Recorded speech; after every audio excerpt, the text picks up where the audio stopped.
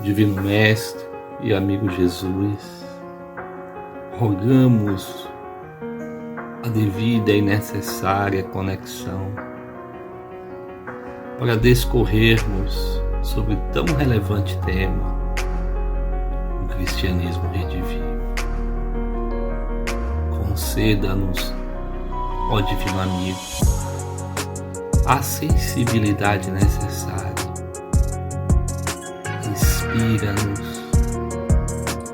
e que possamos, nesse momento de aprendizado, transformar-nos em ações concretas todas as lições aqui retiradas. De conosco, agora e sempre. Que assim seja. Em 20 de julho de 1969, o mundo acompanhou um dos maiores feitos da humanidade, o pouso da Apolo 11 na Lua. O evento ele se tornou centro das atenções em todo o mundo e todos queriam acompanhar a chegada do homem à Lua. Aguardavam no Cabo Canaveral, na Flórida, autoridades políticas e religiosas da época para discursar diante de tão grande feito. Quando houve a confirmação do pouso da espaçonave Apolo 11, o presidente da época, tomando da palavra, afirmou: estamos diante do maior feito da história da humanidade. Para logo em seguida, um representante religioso da época pedir a palavra e dizer: não, presidente, o maior feito da história da humanidade foi o nascimento do nosso Senhor Jesus Cristo na Terra. O que podemos entender por cristianismo redivivo? É algo que estava morto e reviveu. Desse modo, o Espiritismo veio dar vida ao cristianismo que estava morto no sentido da essência das práticas transmitidas por Jesus. O cristianismo nasceu essencialmente puro e foi lançado ao solo da vida humana como celestial semente de luz e amor. Mas, posteriormente, sofreu a ação dos homens dominados pela sua vaidade, pelo seu orgulho, pelo seu egoísmo, atribuindo adaptações a essas condições espirituais que se encontravam. Evidentemente que haveria a necessidade de resgatar a doutrina do Divino Mestre na sua pureza. Alguns homens maduros que se figuravam como o sal da terra, conforme nos falou Jesus, o fermento da massa humana, buscaram resgatar a essência dos ensinamentos. Os evangelhos são o roteiro das almas e é com a visão espiritual que devem ser lidos, para não ficarmos presos somente às palavras, sem buscar compreender o conteúdo mais profundo de suas lições. Devemos buscar viver o Evangelho, nos tornarmos pessoas melhores para nós e para aqueles que nos circundam. Testemunhar fé com ação. Cumprimento gradativo das leis morais que regem nossa vida. À medida que testemunharmos fé com ação, o amor se tornará a essência em todos nós, do primeiro ao último. Todos nós temos no fundo do coração a centelha desse fogo sagrado. Testemunharemos a nossa fé em ação a partir de uma fé robusta que traz a perseverança, a energia e os recursos que fazem vencer os obstáculos, tanto nas pequenas como nas grandes coisas. E o roteiro para essa ascensão espiritual encontramos a partir de um raciocínio lógico do Evangelho segundo o Espiritismo. E analisamos em 5 grandes etapas.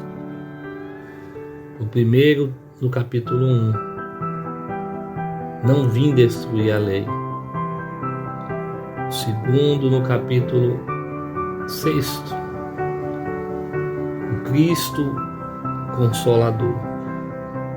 Terceiro, no capítulo 15, fora da caridade não há salvação. Quarto, no capítulo 26, dai gratuitamente o que gratuitamente recebeste. Quinto, o capítulo 27, pedi e obtereis.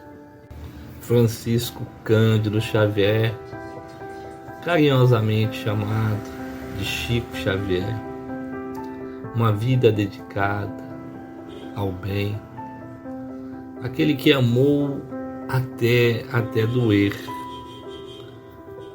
que através do farto material deixado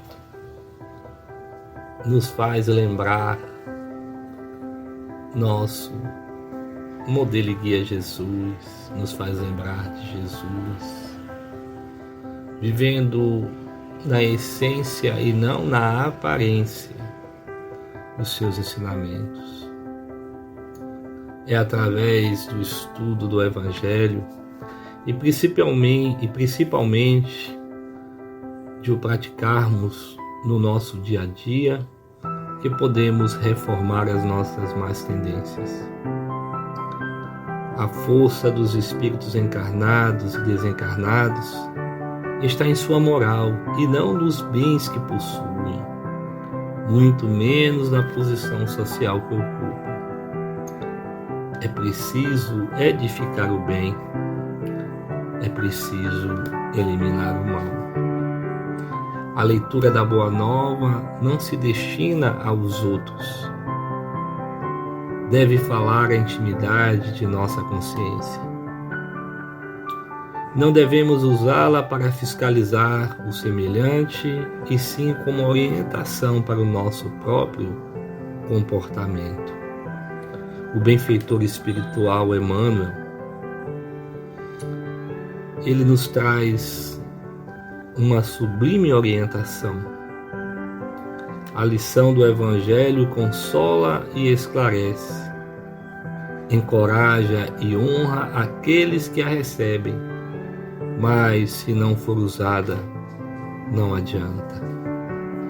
O Espiritismo ele não traz uma moral diferente da de Jesus, mas lança novo entendimento sobre os seus ensinamentos e busca nos conscientizar de sua essência imortal, da sua responsabilidade na construção do próprio futuro e da presença constante do amparo divino em nossa trajetória evolutiva. A responsabilidade para cada um de nós é sentir e pensar, e de falar e fazer o que nos trouxe Jesus. Se me amais, guardai os meus mandamentos. E eu rogarei ao Pai, Ele vos enviará outro Consolador, a fim de que fique eternamente convosco, o Espírito de verdade. O Consolador que meu Pai enviará em meu nome vos ensinará todas as coisas e vos fará recordar tudo o que vos tenho dito. João capítulo 14, versículo de 15 a 17 e 26. Jesus promete o Consolador, hoje personificado pelo Espiritismo, que ensinará todas as coisas. Está claro que ele não ensinou tudo e que seria preciso o trabalho do tempo maturando os espíritos. Toda a moral de Jesus se resume na caridade e na humildade, isto é, nas duas virtudes contrárias ao egoísmo e ao orgulho. Em todos os seus ensinos, ele aponta essas duas virtudes como sendo as que conduzem à eterna felicidade. Bem-aventurados, disse, os pobres de espírito, isto é, os humildes, porque deles é o reino dos céus. Todos somos necessitados dos ensinamentos do Cristo. Quando tomamos contato com a sua essência, o foco de nossos interesses e comportamentos se altera, tomando como direcionamento as lições do Divino Amigo. Gratidão pela oportunidade de socializarmos as nossas reflexões junto aos irmãos e irmãs de ideal. Que Jesus, o Divino Amigo, nos abençoe agora e sempre, nos fortalecendo na fé robusta, que nos possibilitará, diante aos acontecimentos da vida, nos posicionarmos como verdadeiros discípulos, que possamos despertar em nossas consciências a essência, que o Evangelho faça parte da nossa vida, através de práticas que falem muito mais alto do que as nossas palavras.